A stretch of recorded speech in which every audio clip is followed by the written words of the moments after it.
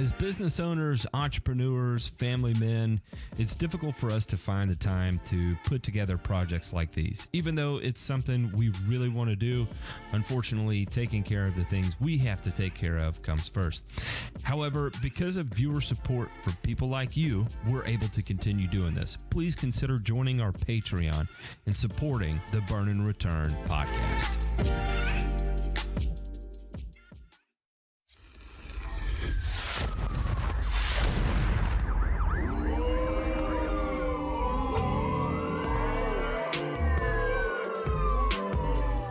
You're listening to Burn and Return, a weekly 1-hour podcast covering news from the agricultural and turfgrass industries.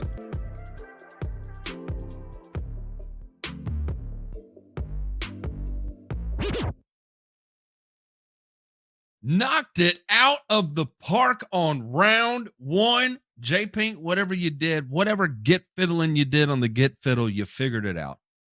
Everybody, welcome aboard for another episode of Burn and Return. On today's episode, we are going to be talking about a series of uplifting topics that are going to make you feel so good about entering your work week. Actually, this week, it won't be too terribly bad. There's not a lot of famine, not a lot of death, not a lot of just overly bad news to report on. Just kidding. Yes, there is. But hopefully we will find ways to make something positive out of each and one of these. And that's kind of my goal, gentlemen, is to be less of a negative Nancy through today's episode and try and put a positive spin on things. But as y'all know, I tend to struggle with that. So if you ever see an opportunity to help guide me towards the light, I would be much appreciative. And y'all may be wondering, who the hell am I talking to? If you don't know, well, it's time to know. I'm talking about Mr. Ryan DeMay and Ray Ito. Gentlemen, how the hell doing? Doing great. Hopefully you see the light. I mean, it's a nice day. It gets dark at 5:20. We were talking about that here before the show. And what better time of the year to have seasonal affective disorder and the entire supply chain of the turf industry crashing down around you, right? Right, Ray? Yeah, that's just some real positive news there, DeMay. Super positive. I said it with a smile on my face, right? I mean, I know. I'm cheery about it, right? I know. If you had your eyes closed and listened to you say that, it did sound positive. And I promise it was because of the smile on your face. Yeah. I mean, go ahead, Ray. Because guess what? What I get to look forward to is what is considered the first winter storm for Hawaii. Yeah, I've had people ask me on the Discord, Ray, blizzards? And I said, yeah. The blizzards happen above 10,000 above 10,000 feet on the tops of the mountains. But what I got to look forward to is at the lower elevations, I get to look forward to up to 15 inches of rain in a 48-hour period. And that's probably coming over Sunday night and into Tuesday. No, thank you. On a scale of 1 to 10, that's a 10 on the no thank you aspect of that. 20 inches of rain is never a good thing. And let me tell you, if I got 20 inches of rain in that short of a window, not only would there be significant flooding here where I live, I would legit be underwater. It would be so deep underwater. In fact, I think it would be up to about my chest where I'm sitting right now if I got that much rain that quickly. Up to your chest, huh? Mm-hmm. Well, where I'm sitting right now. No climate disasters coming. I mean, hey, a little snow, Ray, it's not going to kill you guys, right? I mean, it's upper elevations. Yeah. There's nothing up there. I mean, just the guys. A little bit of snow telescopes. Yeah, because that specifically falls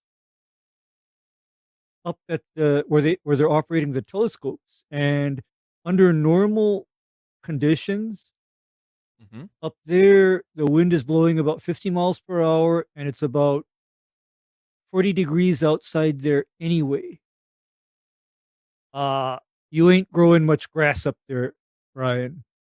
Let me ask you this real quick. Mm-hmm. Ray, where they have the telescopes up there, is that where they also do weather manipulation? No, They prime the Okay. clouds. I was just no. wondering. I don't know. I know we've covered it here before. Nobody else is talking about it. It's stuck in the back of my head. I The weather, I didn't know what the was going weather, on up there. the weather modification happens at sites that are at lower elevation because you need basically radio transmission equipment and a lot of it. Well, I don't know about y'all boys. We've actually got some very, very interesting topics to cover today. Let's jump in to this week's headlines.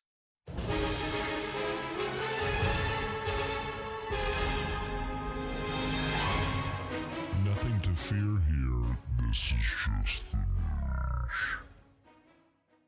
For any of our fine patrons that are members of the Grass Factor / Burn and Return Discord, and if you'd like access to that, head on over to patreon.com / Burn and Return, and we are forever grateful for everybody that continues to extend support for us. But if you are a part of that, you probably saw me having a bit of an existential crisis earlier this week when I came Yeah, you to the realization that prodiamine shortages were real.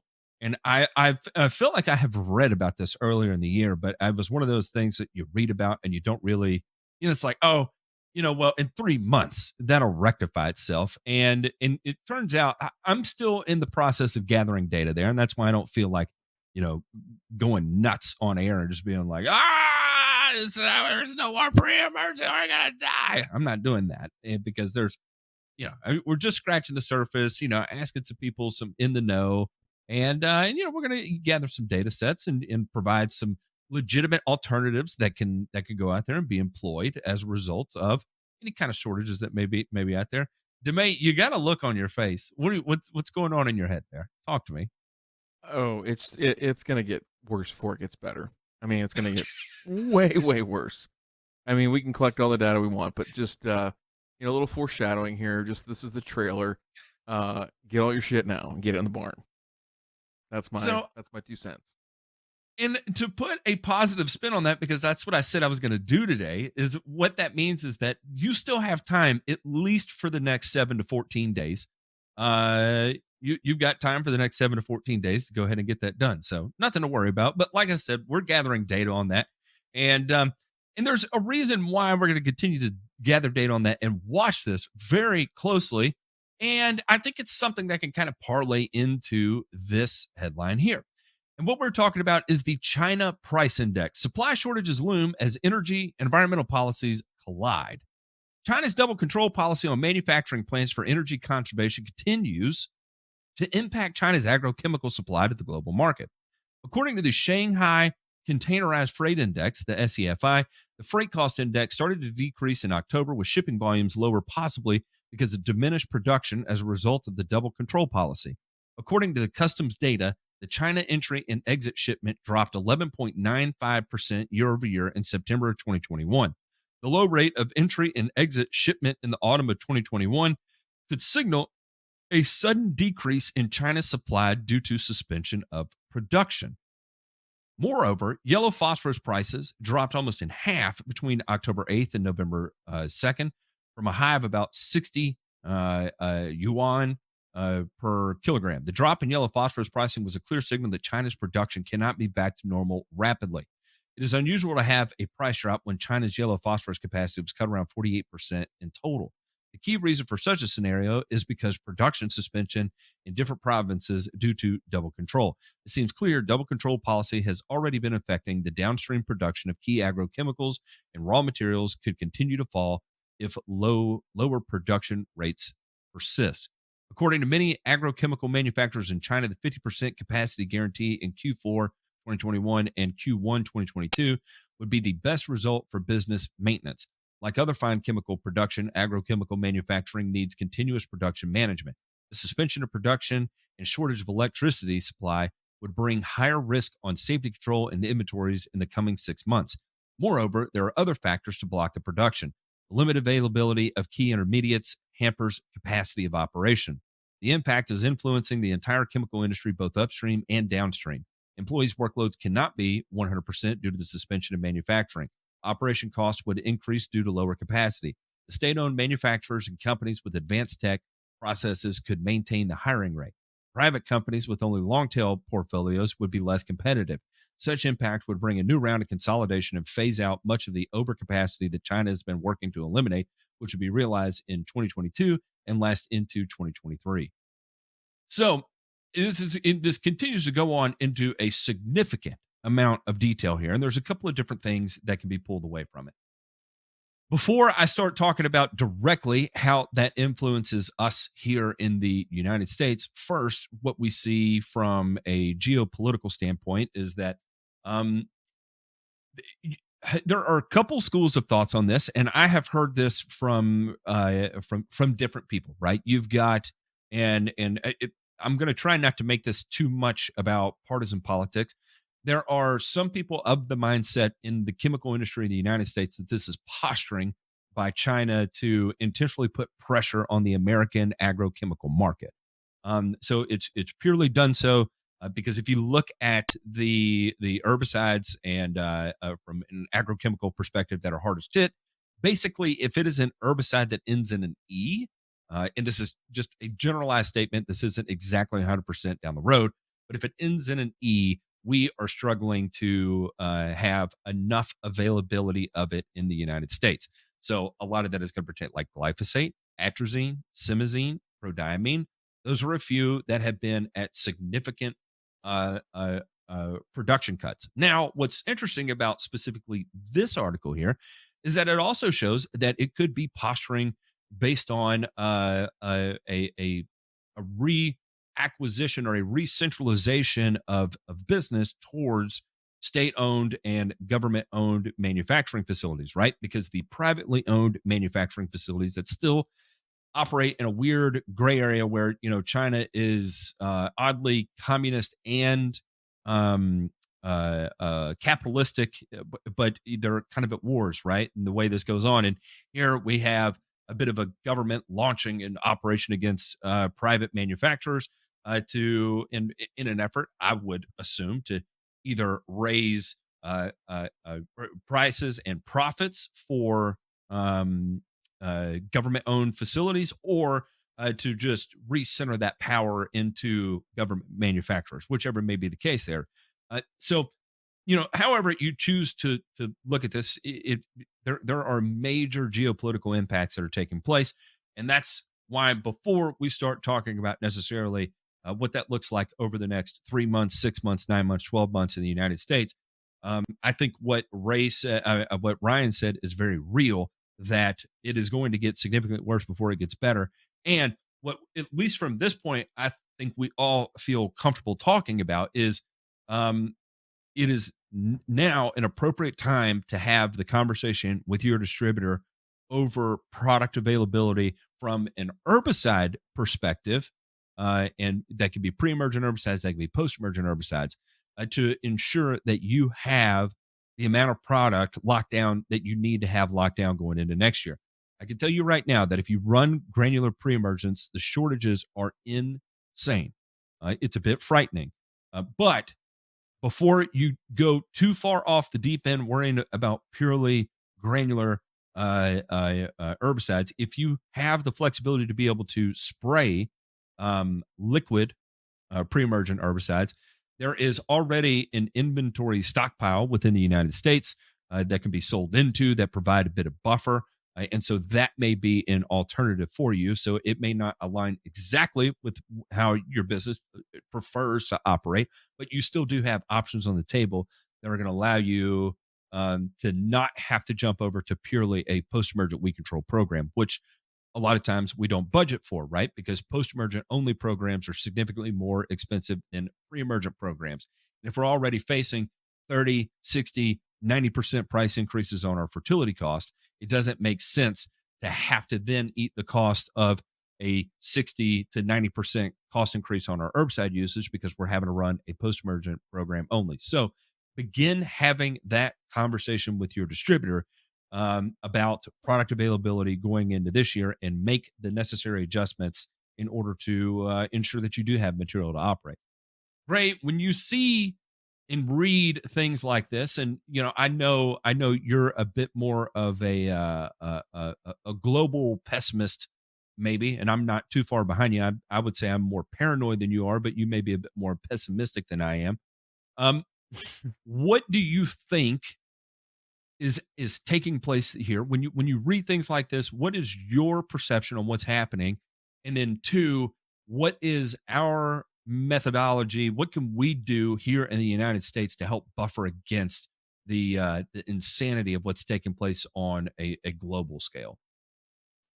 Okay, this number one is speaking directly to a move within the Chinese Communist Party to pull back a little on the free market capitalism that China's been operating under for the last 20 years.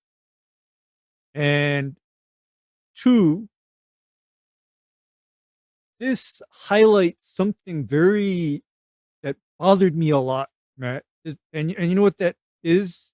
You know what bothers me like hell right now? What's that? The fact that we,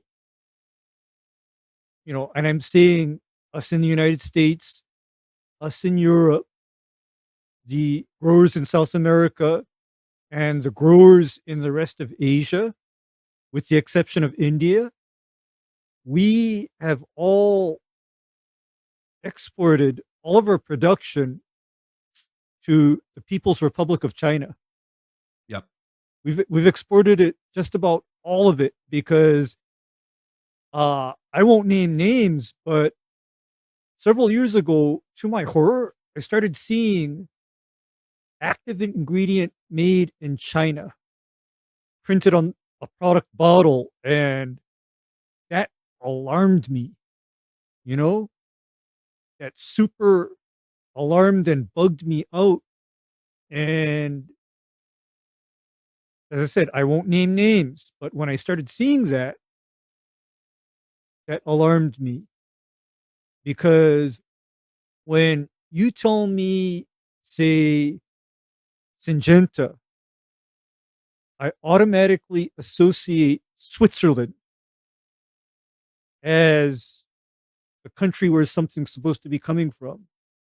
If you tell me FMC, I immediately think that product is manufactured within the United States.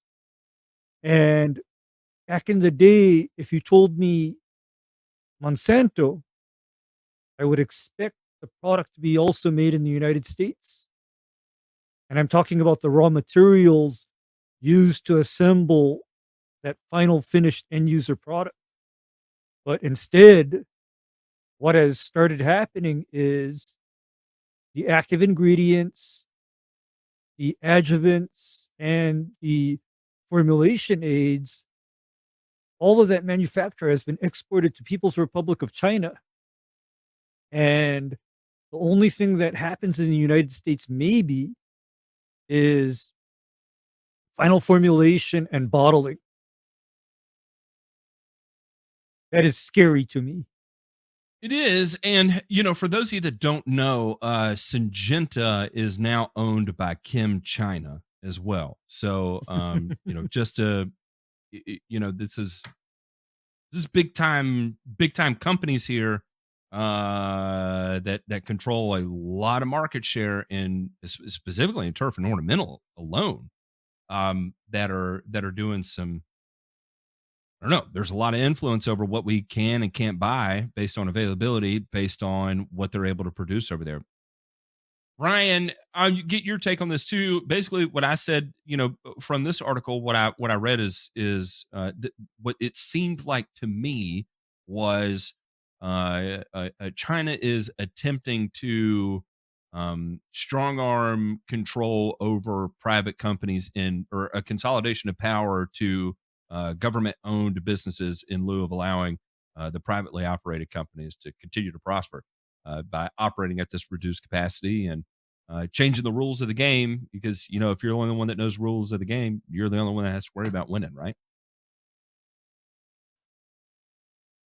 If you look at how they have structured their energy policy, all that kind of stuff. I mean, there's a lot going on with this issue. I mean, this is not just like, hey, a bunch of factory workers somewhere in Asia got sick and we had to shut the factory down for 6 months. I mean, they're shutting these things down, right? Because they don't have raw materials to make the actives or the technical material that we would then take over and formulate here or formulate over there, perhaps, right? And some of that is because of upstream energy use concerns, right? Because they're under some severe curtailing of using energy and also controlling outputs too. So they call it this double control strategy that the PRC is employing. And so, again, we're not economists, right? We're not logistics experts or anything like that, but all the signs right now, I mean,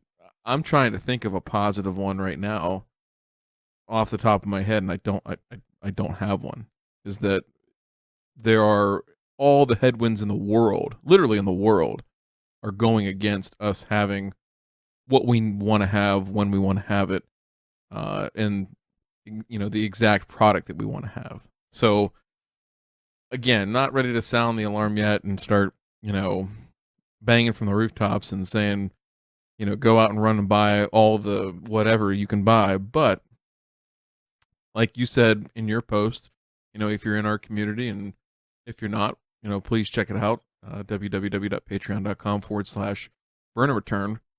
Get in there and take a look, because what it says is get with your reps. What do you have on hand? What can I get today? What is my pricing? What's my pricing going to be in, the next quarter? So things like that are going to be really, really important if you want to be ahead of the game, because otherwise it's not just a matter of, oh man, the price is going to go up and I'm going to have to pay an exorbitant, amount of money to get these products in that I want to use. It will flat out be, there will not be the products that you want to use and that you're used to using, perhaps. So be prepared now. It's December 5th, the day that we're recording this. And mark my words, boys, we come back and we listen to this in 6 months, and I guarantee you there's going to be some people out there that are hurting, right? That don't have what they need to do all the accounts that they have or deal with all the issues that they have out there on the lawns. It's unprecedented time. Again, there's nothing we can look at in history of our industry that we can point to and say, when that happened previously, we knew to make these changes. We're every day that passes by right now, we are rewriting new history for this industry. And there's a series of decisions we're going to have to continue to make, and things we haven't thought of yet, right? That'll show up as an issue. And the only thing we can hope is that we make the best decision possible to preserve the integrity of the industry and the business as we know it, and that we continue to operate in the future, because this is unprecedented and we are writing history as we know it. So think about Integrity? that as you make these you make these decisions, even while you're out in the field. And one other thing I did want to bring up is share the information that you're getting from your distributors. And I'm not necessarily saying share your pricing information. Distributors get real weird about that, because it all varies on volumes and all this fun stuff, and you start Yeah, it's sharing not a gonna bunch of matter as much. prices, and yeah. But if there's ever a time it doesn't matter, that's right now. Share the information, share product availability, and that way it helps create a series of data sets across a larger area to be able to monitor these things and make adjustments. And so I highly, highly, highly recommend. You don't have to give up, like, if your supplier's holding on to 30 extra pounds of per diamine or something, and you don't have to say like, oh, Helena up in the Northeast is holding 30 pounds, quick, go back, kind of sort of thing. That's not what I'm saying at all. But a comment like, there are still, small but availability of prodiamine in Massachusetts. Share information like that. It's a positive thing, I promise. All right, we'll move on to the next one here. This is super uplifting as well. The global fertilizer shortages comes to the valley. A combination of dramatically higher prices and less availability may now be bringing a global fertilizer shortage to the Central Valley. With prices for essential resources to make fertilizers like natural gas, phosphates, and potash skyrocketing, Ryan Jacobson, CEO of the Fresno County Farm Bureau, says he's already hearing from valley growers who are feeling the squeeze. So right now we're at a critical point. This is not even a high demand part of the year. Going into next year's growing time, sometime this spring, when we really start to see those demands go up, and we're projecting everything probably short of a crisis by next spring. But why is this happening now? Gar Bennett, one of the largest ones, Greg Munson is its co-CEO. He confirms the fertilizer shortage crisis is real and potentially devastating. A lot of our supply came from overseas. The price in Europe of the main ingredient, nitrogen fertilizer, has gone up tremendously. By Christmas time, you'll probably be up another 7 to 10%, something in that range on food prices. I think moms are going to be screaming for relief that may not come. How long the shortage could last and how deep could it go is still unknown. This is a crisis that we really haven't seen to this degree historically, so we really don't have anything to compare it to. Here we go. We have that statement again from a CEO and co-CEO of one of the largest ag distributors in the California Valley area, which I don't know what y'all know about the California Valley area, but the one thing I do know is that there is a metric shit ton of crop production that takes place there.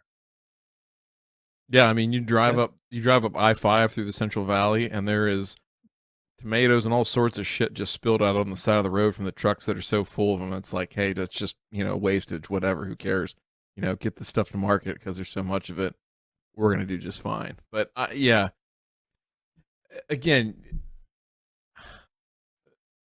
like you said, we're writing history right now because you don't hear people talk like this in our industry, right? Whether it's ag or turf, you don't hear people talk like this. It's a pretty resourceful bunch. It's a pretty optimistic bunch. You have to be. You have to be optimistic to make it in this industry. Like, there's no way that you can be an outright pessimist and have any sort of lasting success, in my view, in my experience. So when you see people saying stuff like this, again, it's just beyond troubling. It really is. But J-Pink, can you go back to the article real quick?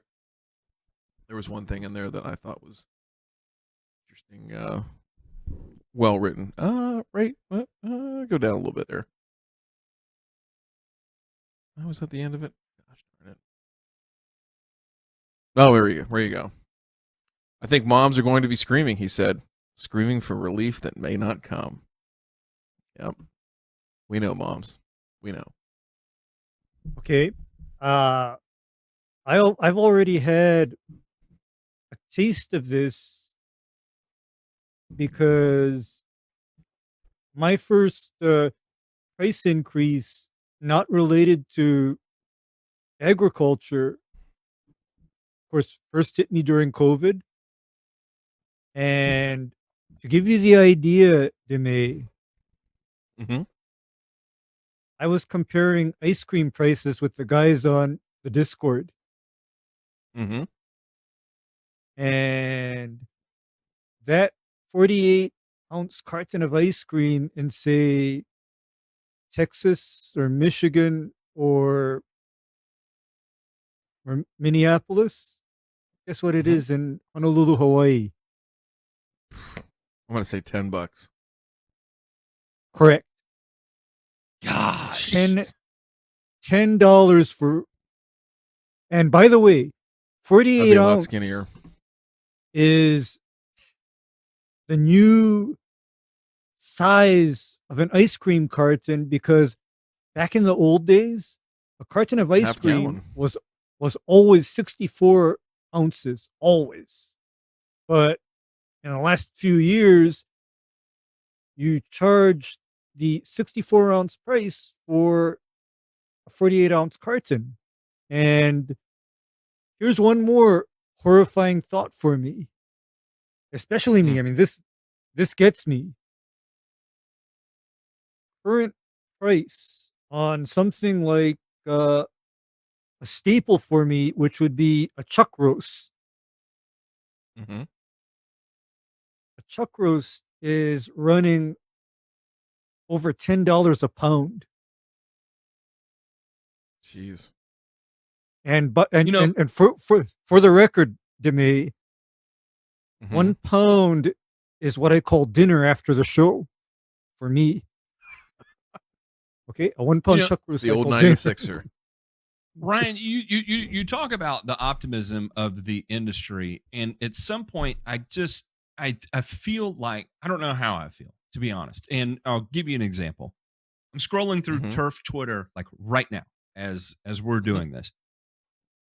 There is nobody sounding the alarm as to what's going on. No one. And I'm looking at There was Kaminsky. a no, because I'm telling you that right now I'm going to get a real People good aren't taste thinking of it about because people aren't this thinking week about it, are they? No, I they're not. don't think they are. I think business as usual. You know, nobody's putting a fur order in until months from now, right? Well, I get it when I need it. and you get it when you need it because already I'm in the position of, for example, do you know what my shortage or my run on materials is? And I learned the hard way. My What's run that? on materials literally starts in October or November because, Yeah. Ryan, if you ask for the staple fungicides, say in December, because you need them like yesterday, you know what happens? We can be told, sorry, Ray, that ain't going to come in till maybe January or February. And I again, Matt, what I'm saying is on the optimism side, I think in general and for a long, long time, I agree that we haven't had to face a, I don't want to say crisis, but tough patch, right? We're not quite there yet. Tough patch like we're about to face and we are starting to face right now.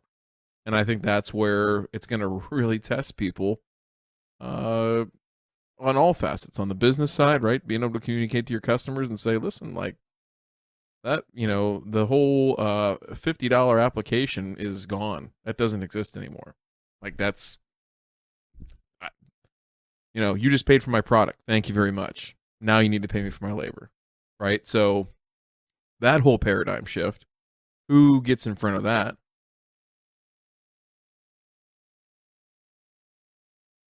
I think is it. Oh, your sorry. internet came Nope, back. I'm back. You're I was good. gonna say, who's the who's the best chef in the kitchen, right?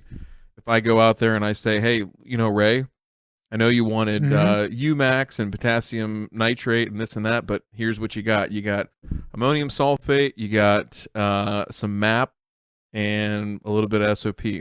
Go make it work, right?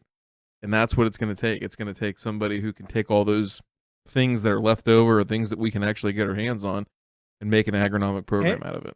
And Ryan, to speak to that point, that is why I told you in previous shows, the only thing that is going to really disrupt what I do personally is if I ask for these obscure, less commonly used staples, and I get told, no, we don't even have that because everybody, even here, they all go for pre-blended or certain, certain things. Whereas for me, no, you can give me 2100 or 0050 or 12610. No big deal because I won't. I can formulate. I have no issues formulating. It's cool, but where it'll affect me again is if I can't even get a hold of those kind of raw materials.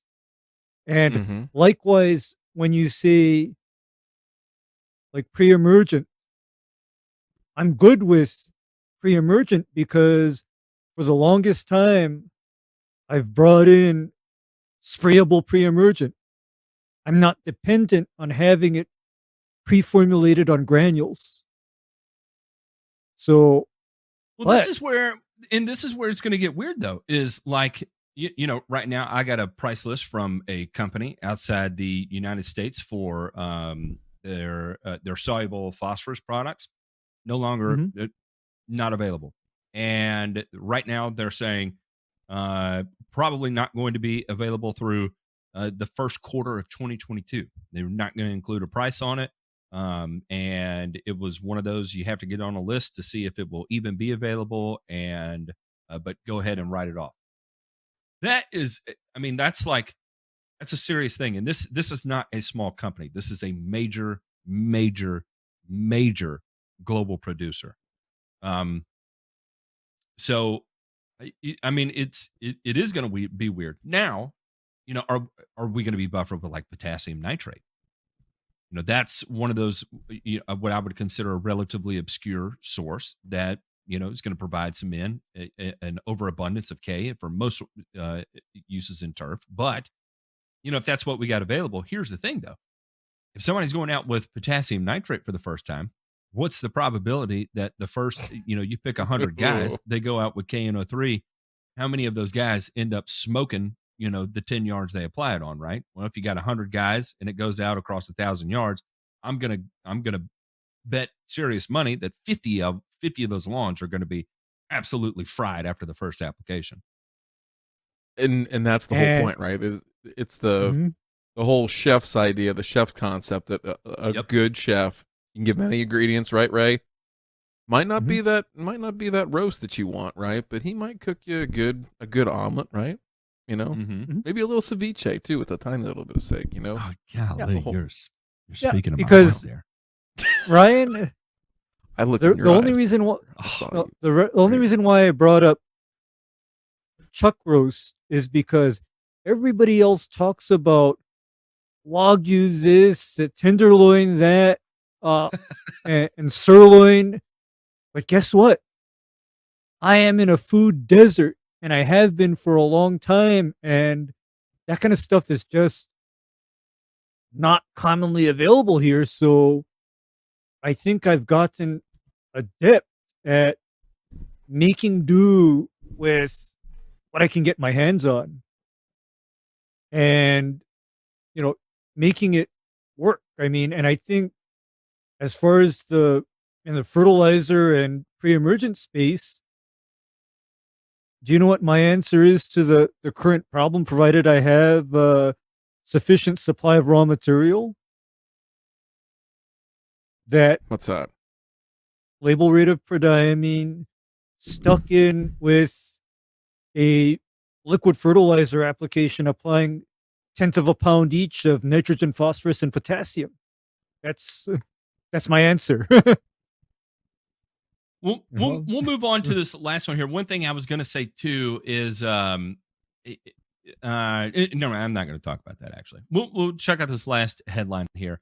And I said I was going to be optimistic, but I'm going to flip this into a very pessimistic view as well. But it reads like this: manure provides farmers an alternative nutrient source amid volatile fertilizer market. In the past year, the costs for urea and diammonium phosphate have more than doubled. With no end in sight, some producers are looking at alternatives for manure. Alternatives like manure. Daniel Anderson, associate professor at Iowa State University, says that farmers interested in integrating manure as a fertilizer had the possibility for great outcomes in terms of improved soil health and crop nutrition. One of the things I like to say is that manure is a complete fertilizer, but it isn't always a balanced fertilizer. For instance, you'll have more phosphate or excess nitrogen than what the crop really needs is potassium. When deciding whether or not to spread manure, it's important to determine the type of manure necessary for the particular crop type and the current soil nutrient makeup. For example, if a farmer has planted a crop that needs a lot of phosphorus but has soil that is low in phosphorus, they should shop around for nitrogen-rich manures like poultry. Oftentimes, manures can only be transported a few miles to keep price competitive with synthetic fertilizers. And with liquid manure, that application distance is probably somewhere in the neighborhood of 1 to 5 miles that we're willing to move it and still have it be cost competitive with the purchase of other synthetic fertilizers. Uh, Doug Lupkis, Dan Lupkis, and if any of these guys don't know who Dan Lupkis is, he is a high yield guy. You can find him on Corn Wars and Podfathers. You can see him on YouTube. Great guy, a great grower. I love seeing the evolution of what he does on his fields. He's been using chicken manure on his farm for almost 4 years. Lucas is part of a group that focuses on high yield crops, including extreme ag. And says that some of the members from the South, where the use of chicken manure is more predominant, have been discussing how effective it was in their fields, and he decided to give it a shot. It's natural versus synthetic fertilizers. Natural fertilizers have no added salt, so it's more usable for the plant. It also contains some additional micronutrients and calcium that you're not getting in synthetic fertilizers unless you buy all those additional nutrients. However, he travels up to 100 miles to bring chicken manure to his farm, and he has roughly $250,000 of spreading equipment in order to get it down. He Yeah. says that he runs soil tests after using manure on his fields, and he's seen an increase in microbiology and insect presence, which brings additional carbon to the soil and increases overall soil health, something Anderson recommends before purchasing manure. As the nutritional value of manure can change from farm to farm and season to season, a soil test allows farmers to know exactly what nutrients their soil needs and what kind of manure to look for. Anderson also recommends requesting a manure sample from the farm before you buy. As the use of manure gains in popularity, Anderson is noticing a trend. While producers are using the manure being generated on their farm or purchasing the spread, they're also exploring other sources to rebuild and maintain soil health, not just bolster crop growth. Sometimes the field is in need of extra nitrogen. The manure they're producing is not nitrogen rich. In these cases, choosing to apply purchased manure that is nitrogen rich, such as poultry, would be a good option. So on and so on and so forth. However, so I bring all this up to say that when farmers have turned their eye on the inputs that sometimes we in turfgrass can turn to, what does that mean? That means the availability of some of the organic sources that we have had excess of or flush availability for the last 5 years. Gentlemen, guess what? Ain't going to be there. Now, no one is exactly sounding the alarm on biosolid availability. No one's sounding the alarm on poultry manure availability. But this is how this ends up going. And I can tell you this based on my relationship with poultry farmers that I've had over the years is it all comes down to the almighty dollar, right? Whoever is going to buy the manure for the most amount of money from the poultry farmer or whatever manure animal producer is going to be who gets it. Now, you have to remember what farm has the flexibility to do, even though they may be buying it at an exorbitant price, right? Compared to say for they have much more flexibility in the budget where they can spend for it because they have the ability to spread it as a raw material. That's why they have $250,000 spreaders. They can take shit right out of the barn, stuff it in a spreader, and go fling it across a field. We in the turf industry cannot do that. We have to bring it in, put it through significant processing that adds hundreds of dollars per ton in order to make it flow through our equipment that cost hundreds of dollars or thousands of dollars, not 250,000s of dollars. So remember that the guys that produce organic fertilizers for the turf and ornamental market are going to bid against these farmers in these upcoming cleanouts that are taking place right now to try and get their hands on the raw material to put it into granulation to be able to turn around and sell to T&O. And guess what? As these farmers are getting ready to place their orders on crop inputs and seeing the prices, I promise you it's going to increase the demand on this. And the price of what we know manures to be is going to be higher than we have ever seen it. I feel comfortable telling you that this time 3 years ago, $45 a ton for chicken manure was a great price. That would turn the head of a poultry farmer in an instant, and they would gladly hand over you 3 to 600 to 900 to 1,000 tons, whatever they were sitting on, of poultry manure. Then you have to remember from a production cost, you're going to be anywhere from $350 to $500 a ton to turn that into a spreadable product. And then you've got to tack on the company that does that, the profits that go along with it. Now you're $600 to $700 a ton is what you could probably expect for a granulated poultry litter, right? Now, all of a sudden, if that's going to go from $45 a ton to $200 to $300 a ton, now we're looking at a $25, $35, maybe even a $40 bag of poultry manure that has a 323 analysis. it is just compounding the already pressure that we have on the synthetic fertilizer market. In the event you think you can run away to the organic market and find relief, you're not going to find the relief you think you're going to find. You may until they exhaust their inventory, but once they exhaust their inventory and they have to buy more raws, and this goes with liquid fertilizer alike, your liquid fertilizer producers may not be raising prices on you yet because they are holding inventory from where they bought their commodities last time prior to price inflation. However, as they go to buy new material, those prices are going to be significantly more expensive. And that's when the FUBAR price list is going to come back down on top of you and crack like an egg. So, anyway, just to bring it up, there's no way around this. Get your shit together. You're in for the ride. I thought that we were shining the light and making things happy. Sunshine puppy dogs, right? I said it with a Are smile you on my okay? face. Oh, it's true. Yeah. Okay. See, I doesn't was not doesn't smiling. it make you I feel really better? was not Doesn't smiling it? when I said A little bit. I'm going to It'll smile be for at the the rest of end, the though. show. Here's the silver lining that I pick out of this. For me, this is a positive because, bluntly, Matt, you know what this pressure on the quote unquote organic materials market is going to do? What's that? This is going to put some pressure on the people all along that have literally been spreading BS and chicken S rather than solid agronomic programs.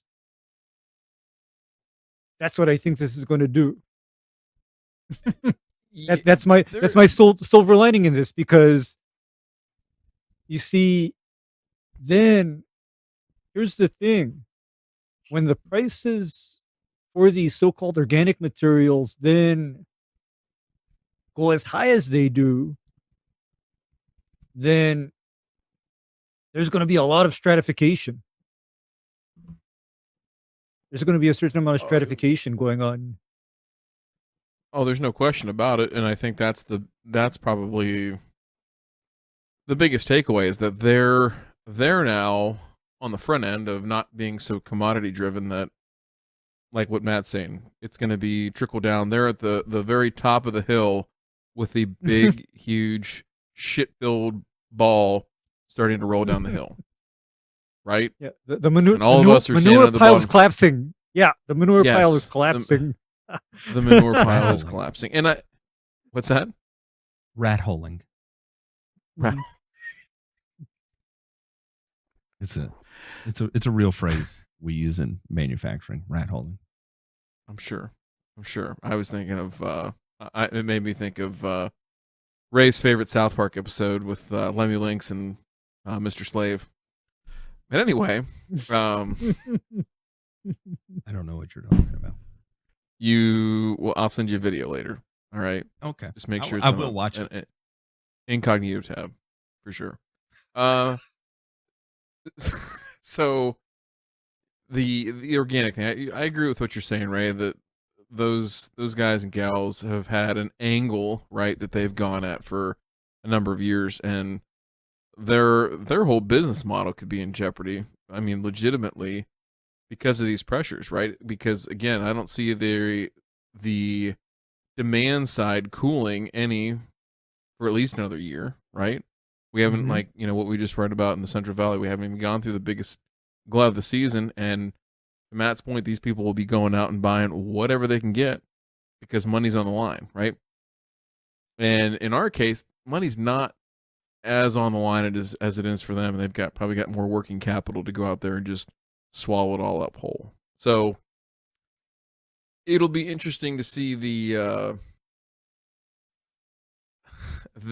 response, right? These the manufacturers that we're talking about, and how they, I guess, try to feed the narrative that it's it's better and it's all this and that.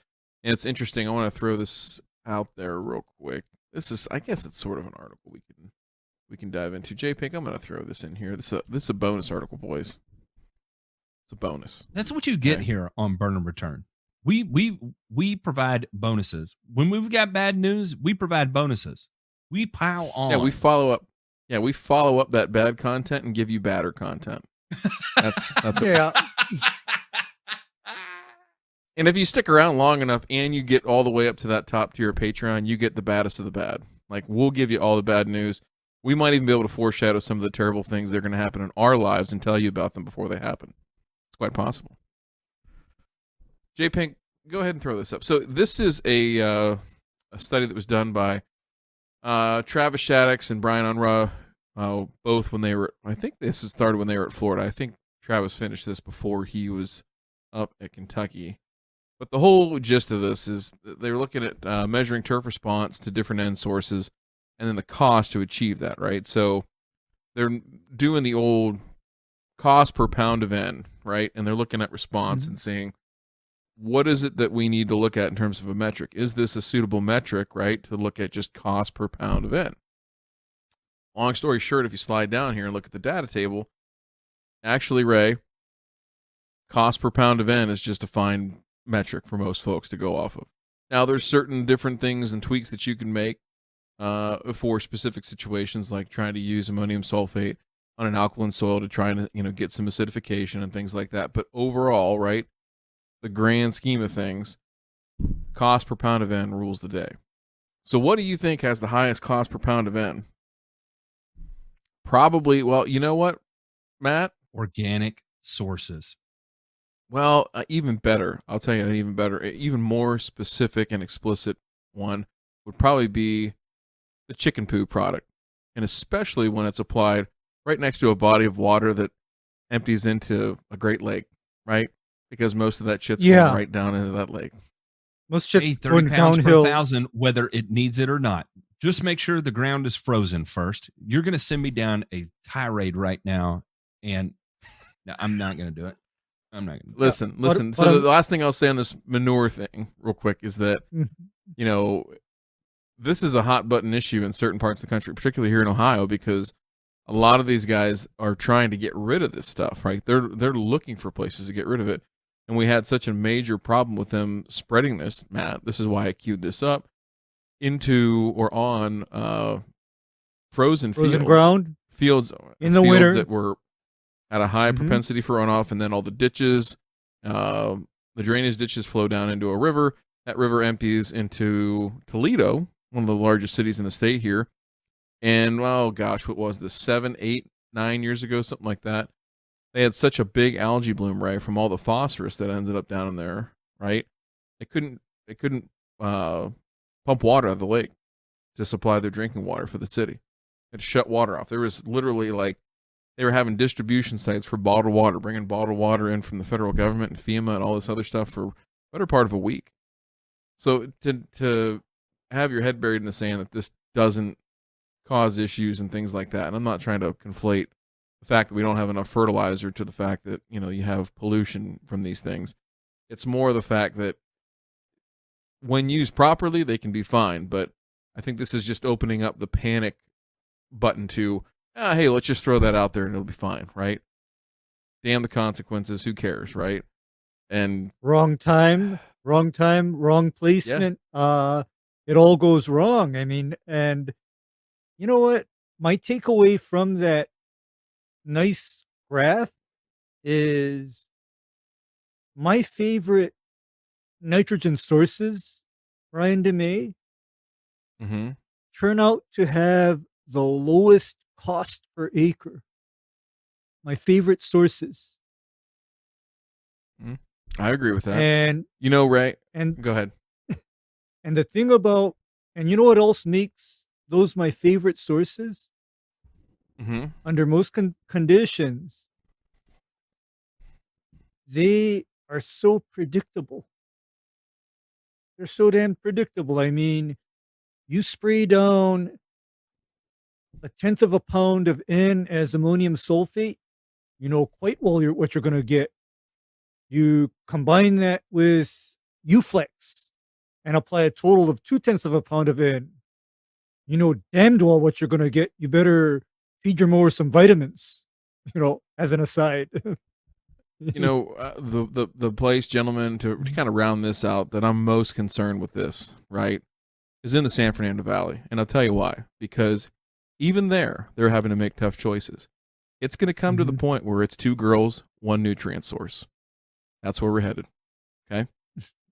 With that, gentlemen, we're going to move on to this week's sponsor. And, we had a lot of options to dip into this week. But I feel like the most important sponsor that we could come up with, J Pink, you knocked this out of the park, by the way. This week's sponsor is the winter solstice. The longest, darkest night of the year returns yet again this Tuesday. Be sure you're ready for the winter solstice as it brings the return of our great horned hunter god, the newborn of the solstice sun.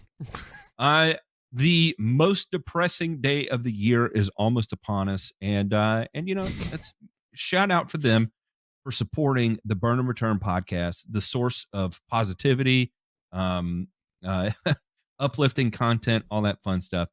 Kidding aside, of course, it's our patrons. Patreon.com/burn and return. We really appreciate this. If we get to 69 patrons, this is our goal, is once a month, we are going to sit down and live stream a movie. And for those of you that don't know, I'm not just not a movie guy. I'm like the antithesis. You're movie averse. Yes. You're movie averse. You're movie phobic. To bring me seriously back to cultural norms, to reintegrate me back into society as a productive member of society, and hopefully I can understand some more nuance of the things around me, because I struggle with that as well. We're hoping a little bit of a delve into a cinematic relief will do exactly that. So there we are, patreon.com/burn and return. We are forever grateful for you. We've been way too long. We're going to hum through this next section here. Let's check out this week's burns.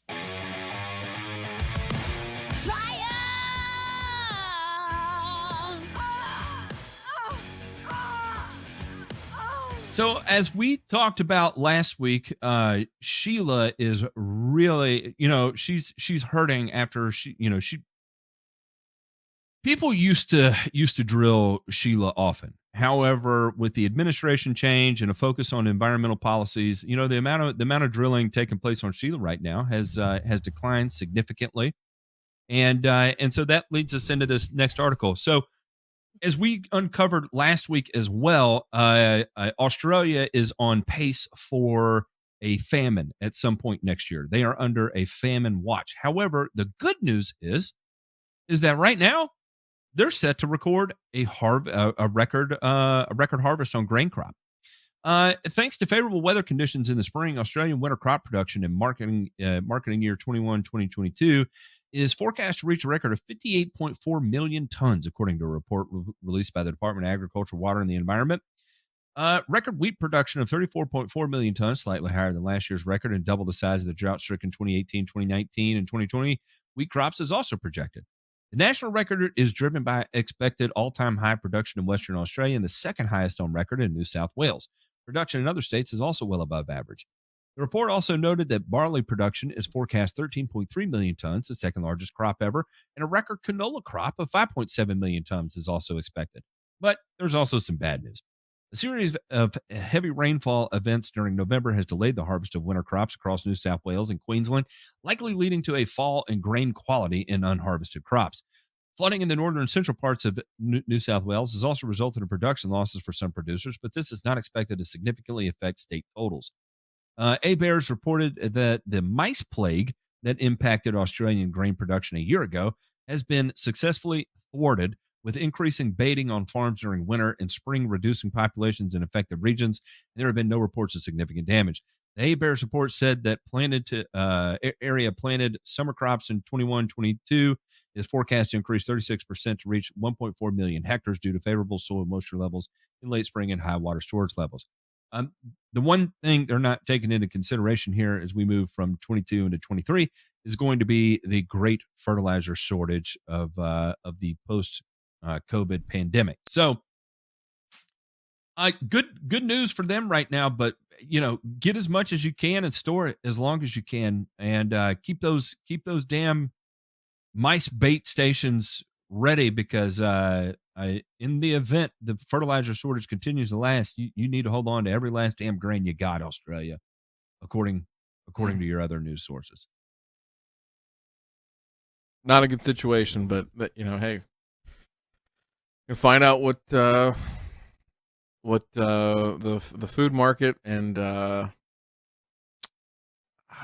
all of it. It's I don't know. I don't even want to think about it right now. I tried to be positive about it. I tried to give the bad news first, then the good news of the record grain, but I doubled down on the bad news again.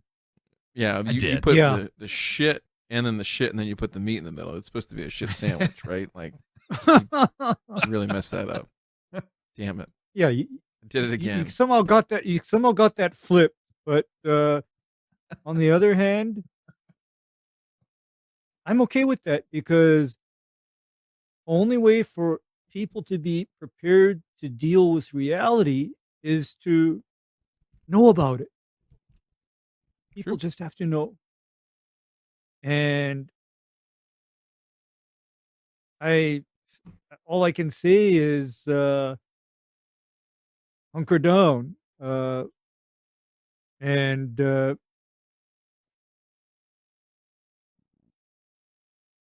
yeah, that's all I can say. Hunker down. There's not really anything to say about that. Again, if you want more context to that article and why we're being so what was the SNL skit, Debbie Downer? I then listen to last week's episode and then the week actually I think it was the week before that, and you'll completely understand where we go through some of the world market reports related to the fertilizer issue that we are. But checking out the next article here, and I'm not exactly sure why I put this under Burns, but might as well. We'll just set fire to the earth at this point. Attitudes on crop pesticides ignore benefits, CropLife America's CEO says. Chris Novak, president and CEO of CropLife America, who spoke at Northern Ag Expo in Fargo on December 1, is keeping tabs on any attitudes and focusing on attitude adjustment where needed. With the change in administration in Washington, D.C., it's natural for farmers to wonder if there's a new attitude in the capital towards crop pesticides. See, it changed font here, and there sure is. CLA, there sure is. CLA is a trade association whose manufacturers, formulators, and distributors of agricultural pesticides. Associate members include entities such as PepsiCo and North Dakota Grain Growers Association, among other things. CLA workers to ensure regulations to approve and review pesticides are fair and reasonable. In early 2021, CLA conducted the first series of surveys to measure attitudes toward pesticides. The survey reached 200 of government-related influencers, ag-related lobbyists, state and federal elected officials, and staff. The CLA found that 51% believed the benefits of agricultural pesticides outweigh the risks, while 31% believe the risks outweighed the benefits, and the rest were undecided. About 57% support the use of pesticides in ag production, meaning a large percent do not. He said the survey is the first of a series of surveys designed to judge changes in attitudes about pesticides. Novak underlined that his organization is coming around again to using the plain language of pesticides rather than couching it in terms such as crop protectants when talking to the public. He said farmers in the pesticide industry train itself to use a more amorphous term, but the general public does not know what it means. They equate crop protection with crop insurance. Novak said many in the environmental activist community believe farmers can and should produce without commercial and synthetic pesticides. Wow. The industry and farmers generally believe that that's impractical. He pointed to the country of Sri Lanka, which in May 2021 banned synthetic pesticides and fertilizers, declaring itself the first organic farming nation. The restrictions were abandoned in late 2021 after food production shortages. Did y'all hear that? Did y'all hear that? This is the first I have heard that Sri Lanka has disbanded their desire to be an organic crop production country.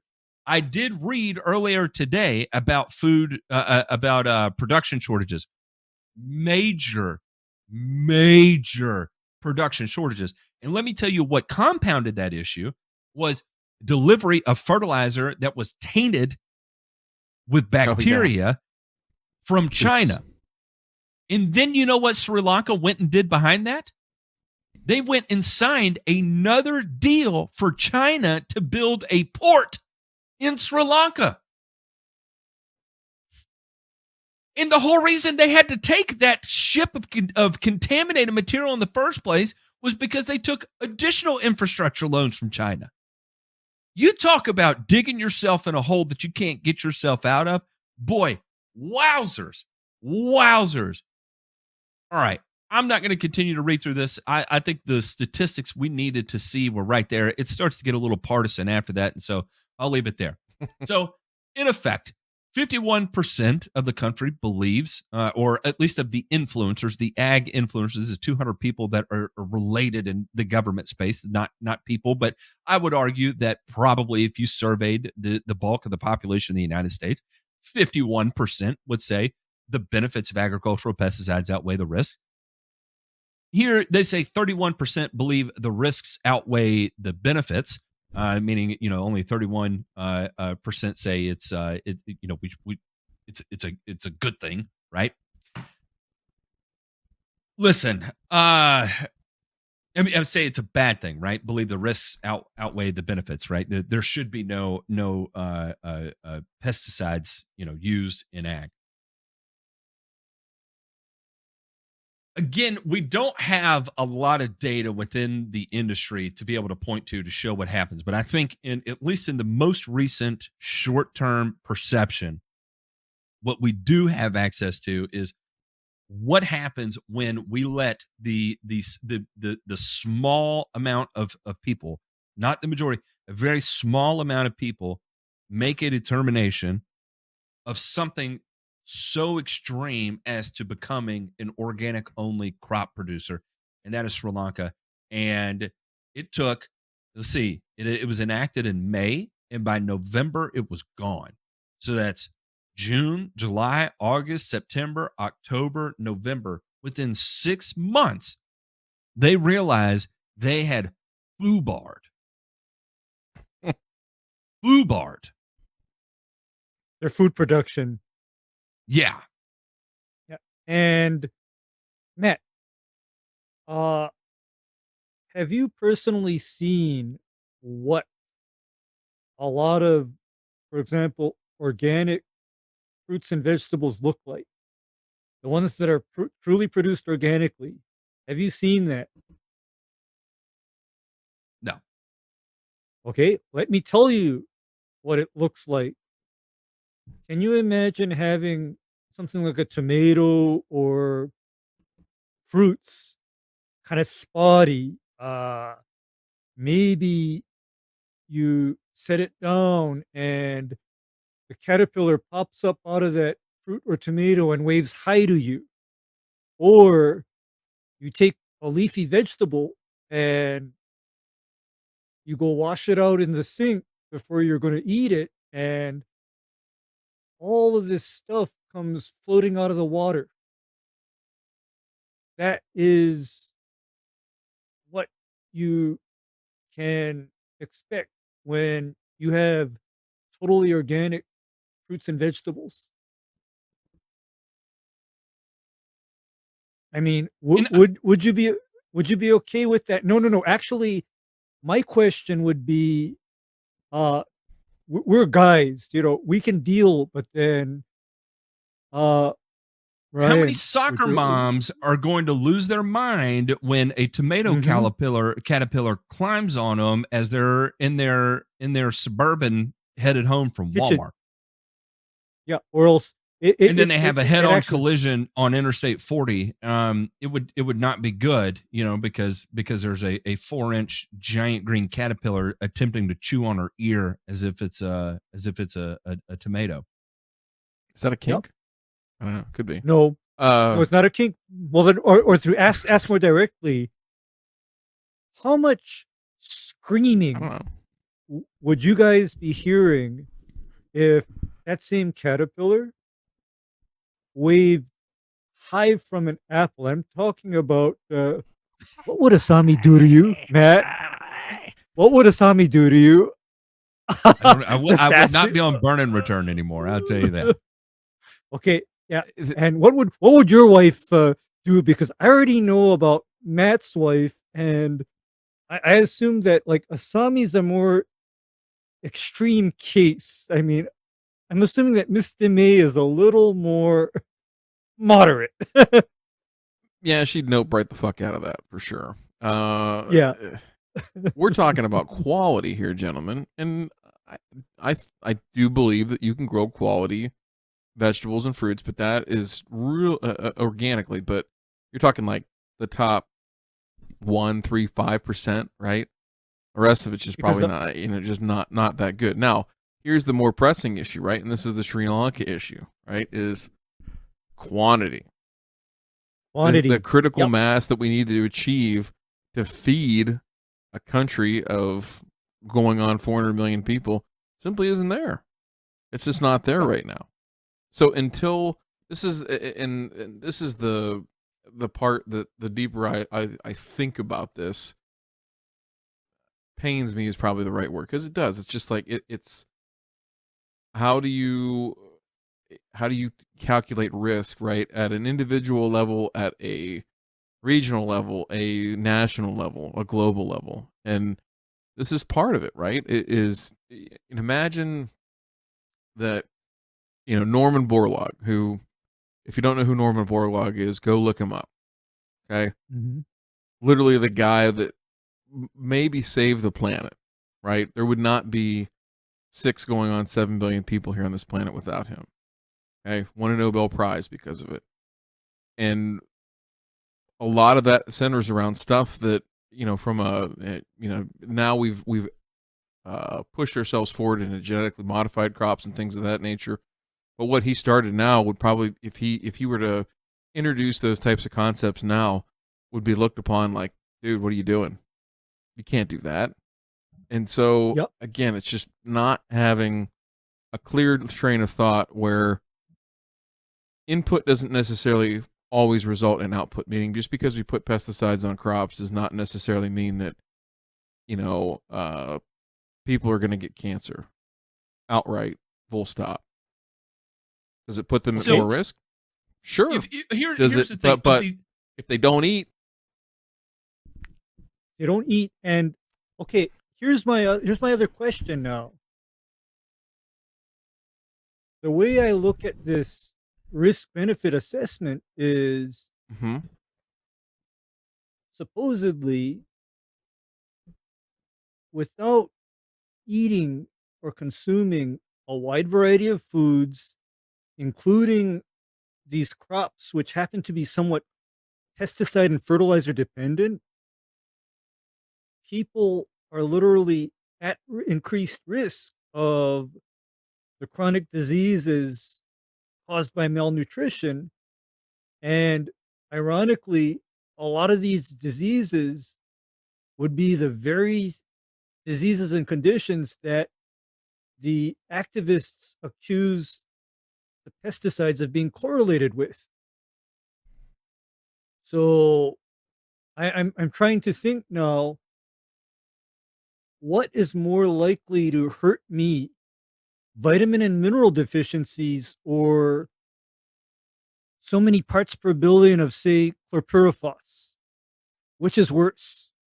This is what I want to know. Of the 31% that believe the risks outweigh the benefits, how many of those people eat 2 Big Macs a week, 80 chicken nuggets a week, are on antidepressants, drink alcohol, smoke cigarettes, smoke cigars, chew tobacco, take anxiety medication, snort Xanax, whatever the case may be, right?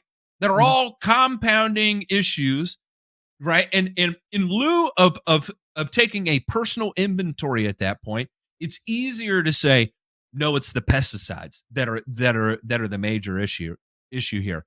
While they have no problem buying Coke from some random ass bartender on a corner and snorting it off the back of a toilet seat. That's the kind of shit that chaps my ass. Because I guarantee you, of that 31%, there are a handful of people that are those people. And they just adopt this kind of, there's people out there anyway that do these bizarre personal risk analyses.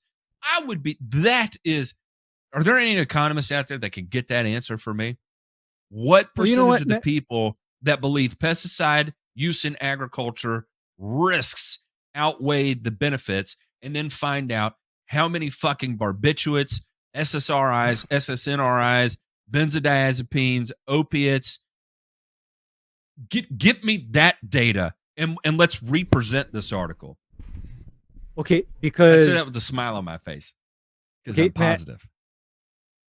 you've known me and my personal view on this, and you know how I told you, yes, I handle pesticides routinely, but because I do, otherwise, I'm extremely careful about certain other things that are under my control. Because I've heard that too, and I've been hearing it for a long time about how I even have people tell me, "Oh my God, Ray, you work with chemicals. Don't you know that shit's going to kill you?" I mean, because such and such died, such and such died, such and such died. But then when I drill down into that person that had problems, let's see, smokes like a chimney, uh, drinks a lot of alcohol, and consumes a lot of less than healthy foods. And it just so happens that he's the golf course spray guy or the nursery spray guy on top of that. Yeah, he takes bong rips of tobacco. He takes the cigarettes he smokes, empties them out from the filter at the butt, and then takes bong rips of it. That's No, that's what I'm I talking foresee. about a damn unfiltered Marlboro hanging from his lips from the time he wakes up till the time he goes to sleep, Matt. There. Well, while we're I'm looking stepping for in the- shit, go ahead. I'm looking for the DAC. I was just gonna say, I'm looking for the Dakinil and the Winstons. Exactly. Exactly. That was me at a point in my life. That was me. Hey, look, hey, Or I told you. I'm looking at you. or you cut the Smile, Ryan. The- Smile the- before you say that to you me. cut the dicing into your little bit of a Coke hit, okay? Yeah, just a fingernail full. We're gonna Yeah. blow the time out here because boys, this last article right here is exactly I put this right into my veins. Magic dirt, how the internet fueled, defeated the pandemic's weirdest multi-level marketing. Black Oxygen Organics became a sudden hit in the fringe world of alternative medicines and supplements, where even dirt can go for $110 a bag. The social media post started in May. Photos and videos of smiling people, mostly women, drinking mason jars of black liquid, slathering black paste on their faces and feet, or dipping babies and dogs into tubs of the black water. What? They tagged the post Fuck? #boo and linked to a website that sold a product called Black Oxygen Organics.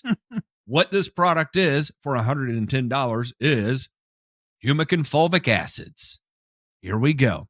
And this article tends to go dear. into a very, very long explanation about the multi-level marketing nature of it, and about how really, who would have thought drinking dirt would make me feel so good? One person in a 27,000 member private Facebook group Shit. posted her face Jesus. nuzzling a jar of black liquid. These online groups are filled with true believers, acolytes who call it magic dirt.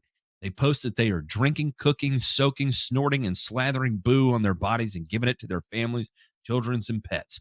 We're happy to say our bottom feels happier and we're in a better mood. Boo brownies for the picky family. The multi-level marketing boom. They go into all that fun stuff. And what's interesting is that, here what we see in the health space is exactly what we see. This is not drawing parallel lines. This is the exact same fucking line being drawn in the fertilizer industry as well, where it starts out with a shred of truth and then becomes exaggerated into this awe of absolute what's the word I'm looking here? Just a gigantic barn of bullshit and overpromise of things that do not exist, because it's the game of where the message gets passed down from person to person, and by the end of the person that hears the last story is promised everlasting life and nirvana and everything all above, right?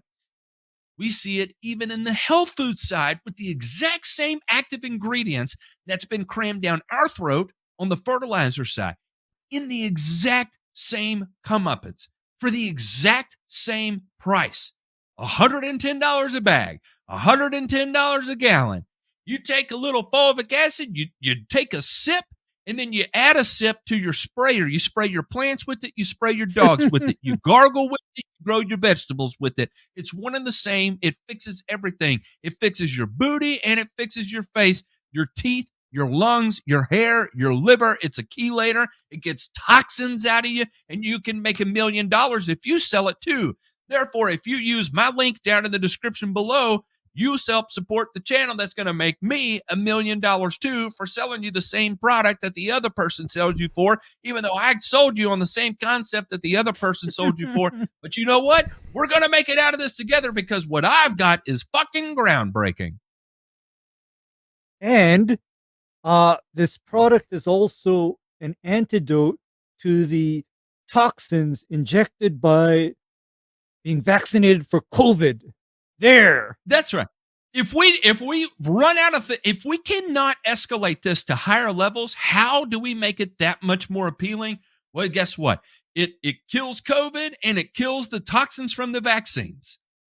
Where can we take it next? It eliminates AIDS, Hep C, prevents HIV. Where else can we go with this? Where else can we go to this? This is a direct pipeline to favor with Christ. This is a guarantee that you become a beatified saint. Where does it end? Yeah, where does this stop? That's my question, because, and furthermore, what I always rail against, even in the fertilizer space, are bullshit products that keep people from doing what they actually need to do. And medically, this is even worse because we're not talking about the difference between yellow grass and green grass. We are talking about people's lives here. They listen to this kind of bullshit, it might kill them.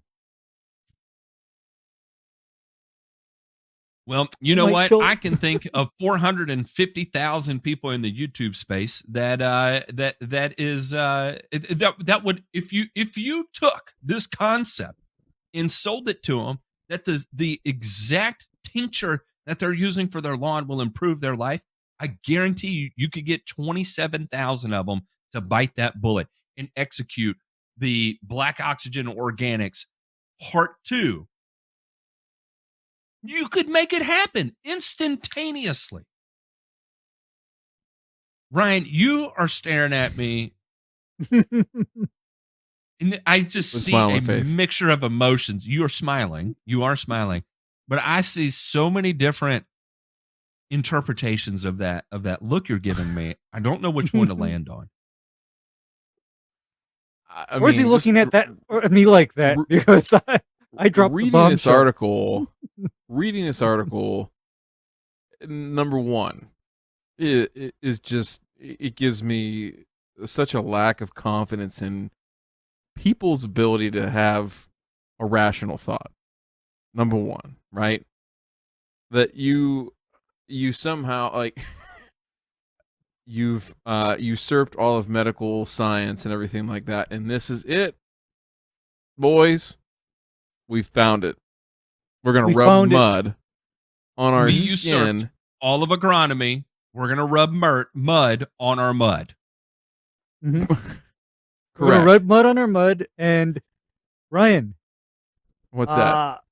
Here's my problem. Okay, this all ties in because you see the same people that think that 1 part per billion of glyphosate on a fruit or a vegetable or a grain ingested is going to kill them are the same idiots that think that by bathing in or drinking fulvic and humic is some kind of a miracle cure. You see, here's where I get anxiety from this. How can people be so scientifically stupid that they have no capability of determining, because, for example, you know what this aversion to pesticides comes from? What's People that? that absolutely do not have any kind of scientific knowledge.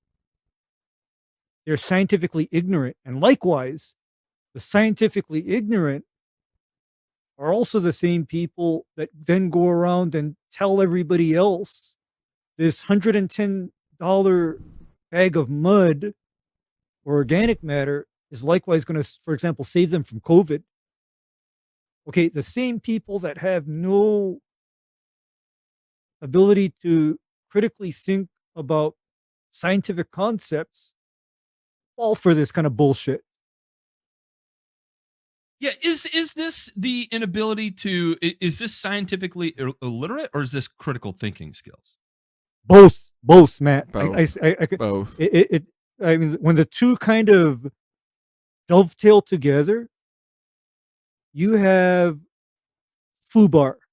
You have scientific foobar, because any rational, scientifically minded person would, number one, dismiss all the bullshit, and number two, that scientifically literate person would also do an extremely good job of assessing and mitigating risk for themselves.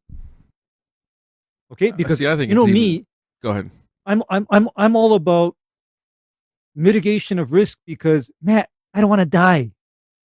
That's the plain and simple thing. I don't want to die. So I'm very good at mitigating my own risk. It's even deeper than that. I think that people are so insecure about their control over their body, the environment that we live in, the world that we live in, all the uncertainty, everything like that. Like, you got to understand, what, Ray? 100 years ago, what was life expectancy? 200 years ago, what was life expectancy? I mean, it is a relatively new and novel concept that you could live into your 70s pretty healthy and happily, right? Now, a lot of advancements in technology, all those kinds of things, whatever. But the fact that there's only so much that you can do, right? And I think there's like this immense amount of pain or pride or whatever, really strong emotion that exists in these folks, that they feel like, hey, I can take control, right? I can do this and have an edge on whatever it is, cheating death, or, keeping toxins out of my body, whatever the case might be. And I don't begrudge people for doing what they want to do. I mean, I agree with personal liberties and everything like that, but at the same time, it's like, doesn't mean that you're doing something that is dumb, right? That if if somebody else told you that they were doing it, if it was a friend or a family member or something like that, and it was, something with the same kind of, angle that they're coming at you, and you'd be like, wait a second, that seems like it's a racket, or that seems like it's a multi-level marketing scheme. And the other person's like, oh, no, it's fine. It's helping me do this, that, and the other thing. Like, well, maybe you ought to check yourself before you wreck yourself. Yeah, check Well, yourself. you'll get ostracized. You'll get ostracized for it. I've seen it with the humic thing before. That if you don't buy into the ideology, you'll become ostracized for it. J-Ping, I sent you a video. A picture. If you can throw this up, and you don't have to pay attention to the one on the left, but if you look at the one on the right, what you see is a child grasping a bear, and a family member of sorts taking fulvic acid, mixing it into a syringe, and putting it into their child's body, believing it is solving whatever underlying issue is taking place in this child. Now, this is, I think this is through a feeding tube. If I'm looking at this correctly, Lord. I could be. I don't think that's intravenous. I'm fairly confident that's a feeding tube. And it's not to say, is that going to hurt the child by putting fulvic acid into their feeding tube? No, probably not. However, what this is doing is securing some false sense of security for the parent, and that is being so reinforced. You can look at the positive engagement that's taking place in this social media post right here. The positive reinforcement that's taking place there is only encouraging her to take it further and further. And maybe it starts as a feeding tube supplement, and it ends when it becomes an intravenous injection and real problems start to manifest itself. The point is that when this shit is allowed to perpetuate without any sort of societal check and balance, right? And what I mean by that is someone to say, hey, let's actually take a moment and analyze what we're looking at here, or allow researchers to come in and look at it without a veiled eye, or without the influence of Anderson's buying the extent of the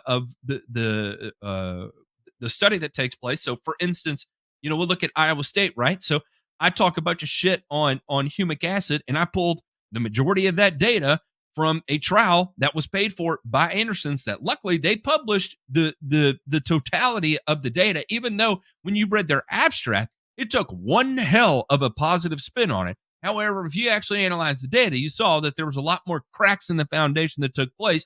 And because of that, it allows society to look at it, make alternative arguments rather than just the fluff that's sitting on top, the wafy cotton that's floating on top, and be able to shine a light on this. And thank God, here that this has been called out as magic dirt and all this fun stuff, and hopefully apply a little bit of societal pressure here to be able to say that you, who's putting this into the feeding tube, believing that this is going to do something for you that is rectifying in some sort of way, or whatever the case may be, there could be some positive health benefits out of it. I don't know. Let the research begin to dictate that. Don't do it through a multi-level marketing agency. Do it under the care of a doctor, a trained professional. Man, this is just, but this is when I think of humic acid and why it has become so tainted in my brain, this is exactly what comes to my mind, just from my experience with it in our industry. I can only imagine what the view on it is of the medical industry that is now seeing it being pitched and copped for in this particular industry. So just Matt, absolutely bizarre. do you know why this is actually particularly triggering for me? Why? This whole humic thing? Because in my family's history, you replace humic with any number of the bullshit health fads that have been going around since the 1960s on, and that bullshit did not prolong life. That bullshit did not improve quality of life. And in some cases, it then distracted from actual effective medical intervention. Okay, that is my anxiety about something like humic as a medicine. Because this sounds like shit that I saw before. Maybe it wasn't humic, but the same concept applies. Right? It's just more bullshit in a bottle that upends centuries of established medical science. I love this. Ben Worthman commented from Uncle Bumblefuck, who's from AVE. He said, if you can't win them with facts, baffle them with bullshit. Gentlemen, let's check out this week's returns. La la la la la la la la la la la la la la la la la la. I'm back. I'm going to start with this one and give DeMay an opportunity to come back, and we'll talk about the next one here. USDA improves crop insurance for hemp producers. Finally being treated like a crop. The Department of Agriculture Thursday announced improvement to crop insurance for hemp. The USDA's risk management agency is adding flexibilities around how producers work with processors, as well as improving consistency with the most recent USDA hemp regulation. RMA Administrator Marcia Bunger says RMA has worked to expand and refine our offerings to be responsive and dynamic. Producers are no longer required to deliver hemp without economic value for insurability. However, contracts between producers and processors may still include delivery requirements. Additionally, RMA clarified how the amount of insurable acreage is determined if the processor contract specifies both an acreage and production amount. The change was made in the policy to ensure producers know how their insurable acreage is determined for those contracts, blah, blah, blah, blah, blah. All right. So here we are. The government is finally catching up to the rest of the world and viewing hemp as an actual crop. It's not going away. Cannabis is not going away. It's here. The fact that the federal government still wants to hold this over our head and determine what we can and can't do with it is absolutely abhorrent. Along, and I think you could take a look at everything that goes on with yeah, never mind. That's too much. But here we are, gaining a little respect. God, I was really going off the deep end there. I'm glad you're back to me. Yeah. Well, yeah, we're collectively about to lose our shit because for me, hemp is just another plant. Okay. And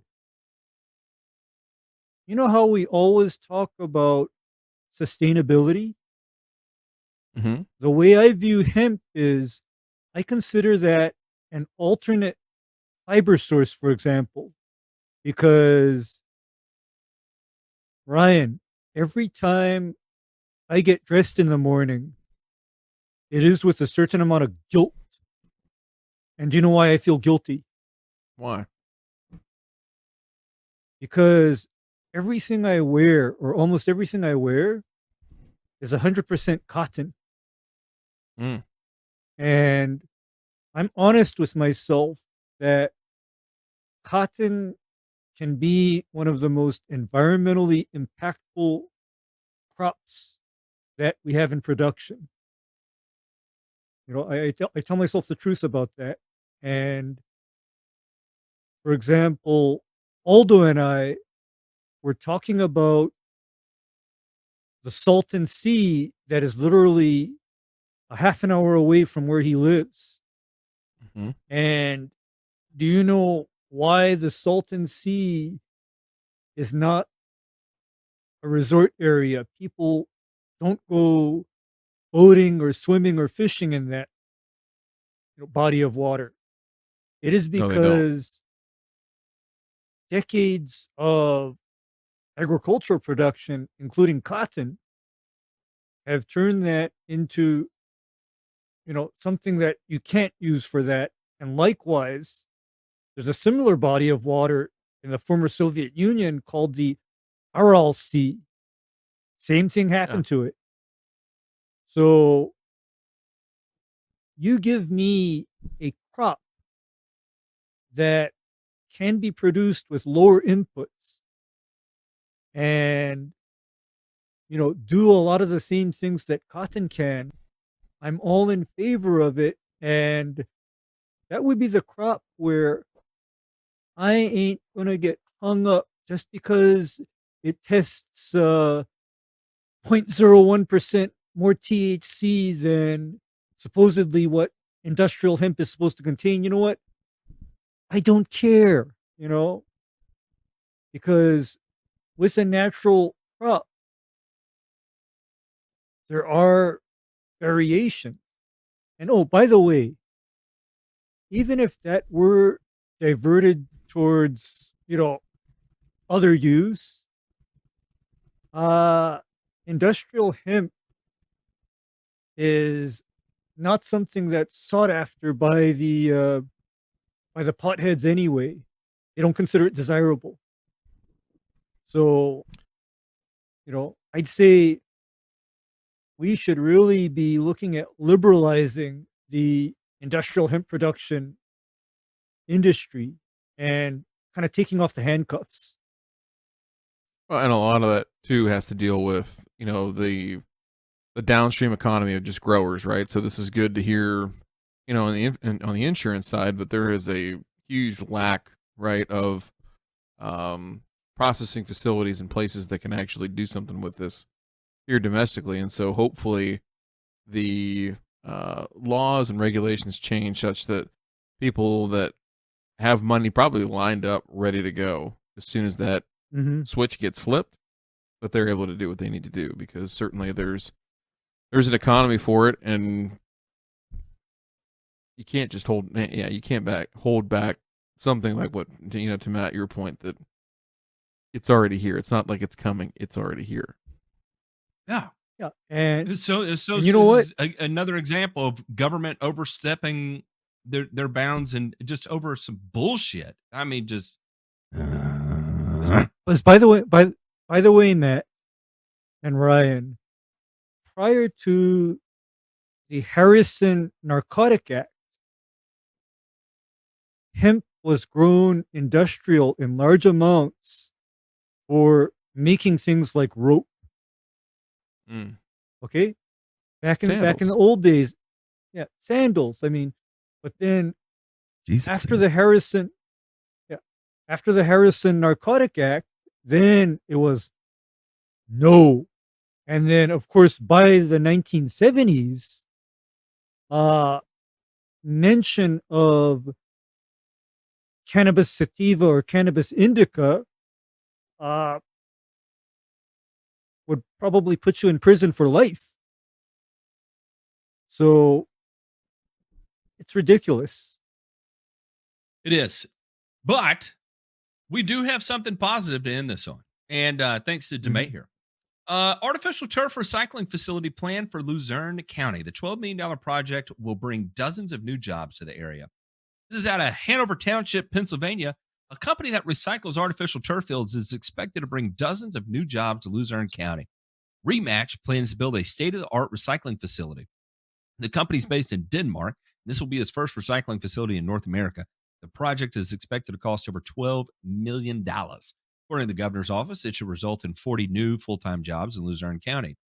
That's it. So we're going to start recycling artificial turf, which I think is a positive thing because up to this point, when you had to get rid of it, what the hell did you do with it? Landfill it? I don't know. Yeah, you just got a whole bunch of roll-offs, 40-yard roll-offs, and chucked it in there, and that was it. It's gone. Over with. Done. Mm-hmm.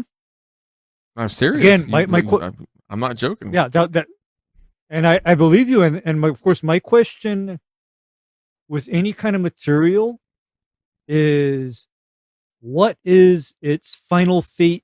Where does it go? Because I'd like to think that for any kind of a material like, say, artificial turf, my question for the advocates of artificial turf would be, where does it go when it is no longer a safe playing surface and then it needs to be removed and redone? Riddle me that, answer me that, and I had better be able to logically process the answer, because you always talk about how artificial turf is widely touted as the answer to a lot of problems, but what's not looked at are the problems that come with using artificial turf rather than natural grass, including the need for final fate of artificial turf surfaces that need to be removed and replaced. Mate, I got a question. Go ahead. You listen. I've been around enough turf guys to know that when you get in situations where you got to get rid of debris, you do some strange things. Yeah. Sometimes it's a can of gasoline. Sometimes you wouldn't even need the gasoline with turf. When the bleachers, keep getting shit on by birds, sometimes it's a little bird poison in some grape Kool-Aid underneath the bleachers. I've seen some shit. How many guys have you seen set fire to artificial turf laying around? Have I personally seen? Zero. Have I heard of or seen direct evidence of such activities occurring? More than a few.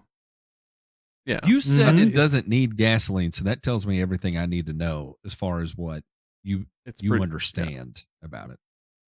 Well, I've seen people smoking on it. I've seen people light a match or whatever and it gets away from them, and bad things happen. Problems. Yes, significant problems. You get a bunch of drunk softball adults out there, and anything's fair game. The one, probably the most famous incident, just to show you how It wasn't flammable, didn't light on fire, but the Hall of Fame Stadium was in Canton, Ohio. They play the first preseason NFL game there every year, and they painted logos on it, like the special logos for the game. And the logos weren't drying fast enough, so they took the torpedo heaters, Ray, like the propane heaters, and set those up Or out the in the kerosene field. heaters. Yeah, or the Yep. kerosene and electric heaters. I know what those are. Yeah. And it was just hot enough to not cause it to burn, but it melted all the fibers together so that it was like a crunchy plastic when they got done. So literally, imagine this scene. I think it was the Packers. I can't remember who else was playing, but Green Bay Packers and somebody else. There's a stadium that's got about 27,000 people in it, ready to go. It's 30 minutes before game time. People are on the field freaking out. Nobody knows what's going on. They come over the loudspeaker and say, game's actually canceled. Field's unsafe to play. Sunny day, 80 degrees, perfect. They kick everybody out, tell them to go home. So, yeah, you don't get heat. It will, it gives off heat and all that kind of stuff, but you don't get extreme heat anywhere near that stuff for a variety of reasons, all of which are bad. Like literally every single one of them is bad. So It's because it's a thermoplastic. Yeah. Chemically, it's called a thermoplastic. So that means that at a given temperature, the individual fibers and strands fuse together. Mhm. And do you know what else I know about thermoplastics? what's that?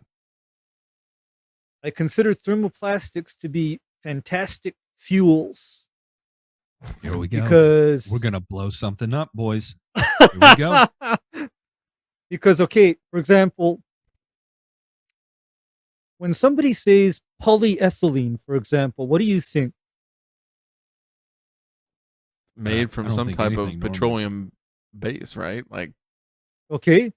What that just means is that to me is ethylene gas, which is combustible, except when it's polyethylene, it's converted into a solid form that only means that ethylene is no longer volatile and explosive under normal conditions, but it still is highly combustible. That'll burn and burn easily. Sounds the whole thing with this is I'm glad to see it's coming, right? There's another one or two that are out there right now. There's a field here in Ohio that they did and recycled this year. Now the thing that'll be is, critical mass on cost, because this is going to add a significant amount of cost. The cost to remove your turf, was $1.50, $2 a foot. I bet you that doubles easily by employing this recycling technology. So you're going to get a lot of people that are like, oh, I'm already paying $850, $900 for this. Do I really have another $150 to quote unquote be responsible?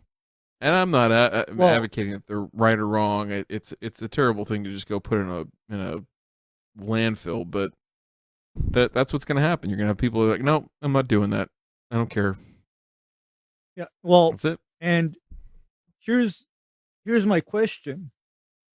Will this then bring to the forefront how sustainable it actually is to have artificial turf surfaces? Will this kind of like bring that question forward? Because what I see happening, at least where I'm at, is because there's no more mowing, spraying, fertilizing, and irrigation, people automatically think that artificial turf is more environmentally favorable versus actually growing grass. well. Yeah. I know. I see your look, Ryan. I see the look on your face. There's I know you approach this from, I want to say, an almost objective point of view, because you do look at it from both sides. I do, and I think that again, you can, in most cases, fit either narrative to be on your side, and do so in a way that's very convincing and very effective. It works. So It just depends on how you view it. I view it that, hey, it's not going away. It's never going to go away. It's like, we just had the hemp conversation. This shit's here to stay. Like you're not going to have, 11,000 high schools just say, you know what? We made a mistake. Let's go ahead and switch back to grass. It's not going to happen. On the other hand, when you say not going away, Mhm. what I think about is how plastic is another forever material in our environment, or can be a forever material. So when you say it's not going away, that just gave me anxiety, because I understand the concept of plastics and microplastics in the environment, and the idea is that you can't even safely burn this, artificial turf and reduce it down to heat, water, and carbon dioxide without some rather specialized equipment. So, are we making another problem in the name of solving what I think is a smaller problem?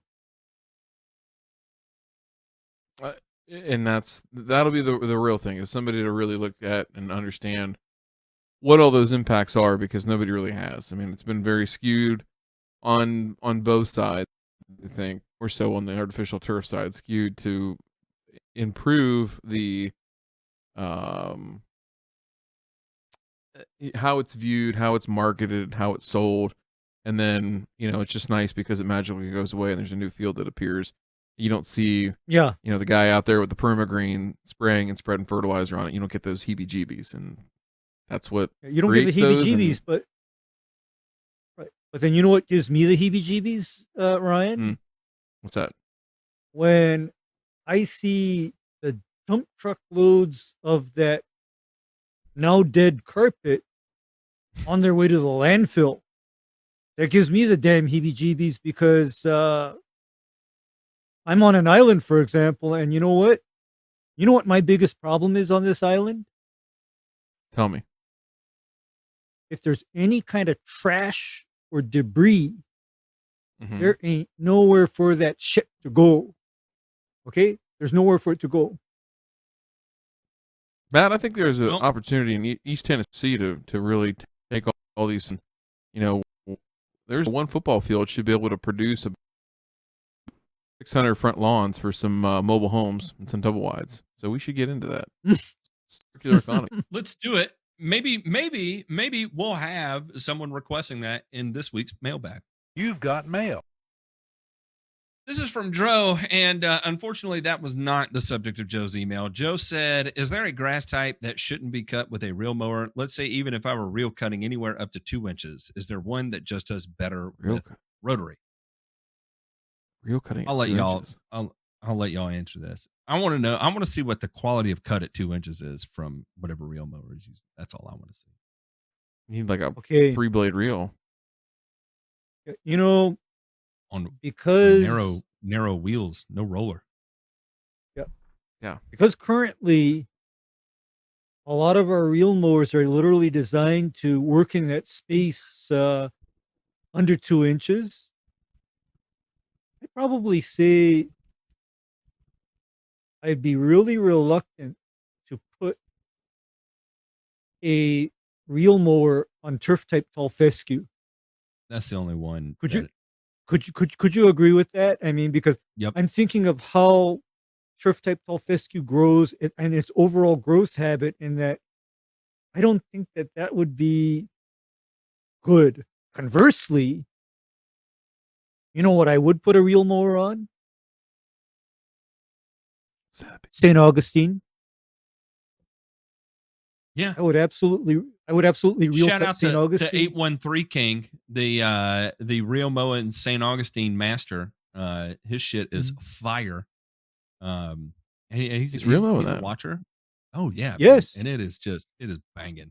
Absolutely It- banging. Looks amazing. It looks fabulous, Ryan. It looks just Yep. absolutely excellent. And I can speak from personal experience that St. Augustine mowed with a properly adjusted reel mower looks wonderful. And it performs wonderfully as well because you know what that shortcut does? Dries out. It it Mm. mitigates disease. Hmm. So we don't need to be throwing a three-way combination of what is it? ProStar and Headway at it every single month. I won't name names. Yeah, maybe some there's some ultra dwarf tall fescues out there that are capable of being reel cut. But I think you would have to seek that out. I don't just know. don't. I don't know. If 2 inches is your number that gets tossed out, then I have no problem using a rotary mower, and I think you can get Kentucky bluegrass to look fine at that. I mean, any of the cool season grasses. Perennial ryegrass. Yeah, to look fantastic at that height. Nothing wrong with it. Yeah. Stripes up nice, looks great, healthy, all that kind of You stuff. don't have to have a reel mower to have nice looking grass. Let's just go ahead and get that out there. You can have nice looking grass. Agree. There's a different aesthetic. There's certain cultural benefits that come along with reel mowing certain types of grasses. But as far as one that just does better, it'd be the things that are designed for higher heights of cut. You have to remember that when you undertake reel mowing, is you're adding another layer of complexity that gives you another variable that you can essentially screw up. So just keep that in the back of your mind as well. All right, gentlemen, we got to dip out of here. We ran incredibly long today, but it was stuff that needed to be talked about. And I think we did a great job of being very, very optimistic about everything. This Thursday, we have one of the participants of the Black Oxygen Organics multi-level marketing program on our show. His name is the Lawn Warrior. I'm just kidding, the Lawn Warrior, if you're listening right now. I love you. The unorganic lawn he's warrior. going through the former organic lawn warrior that is no longer an organic lawn warrior. Actually, he never was an organic lawn warrior. And in name only. He had that stark realization, and I think that was shocking for him when he learned he was not an organic lawn warrior, even though those were the selling points he was taught to resell. So anyway, we're going to have a very interesting conversation with him. We're going to talk him through his existential crisis that he's going through, and we're going to have an absolute good time of it. So if you are in for some heady treats, tune around for this Thursday. For the Patreon members, we're going to head over and name this episode. Y'all have a good one. We'll see you on Thursday.